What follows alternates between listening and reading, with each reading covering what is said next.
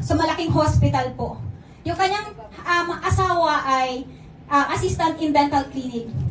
Imagine nyo, napaka-professional po ng tao na to. No? Super analytical po yan. No? Hindi mo papapasali sa ganitong business. Hindi.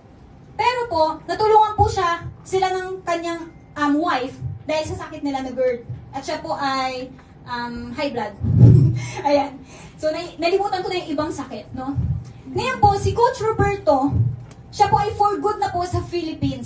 Dati po, no, hindi na na-experience na nung nagtatrabaho sila, hindi sila nakaka-experience ng Christmas, ng New Year po dito. 19 At years. ilan ang anak nila? 3, pero lumalaki po na hiwalay po sa kanila. Mahirap po ba yun sa mga magulang dito? Yes! Di ba? Mas masarap kasama mo yung anak mo. Di ba? At ang ganda-ganda po ng kanilang bahay, ang laki-laki, may sasakyan sila, may sunroof pa, pero walang gumagamit.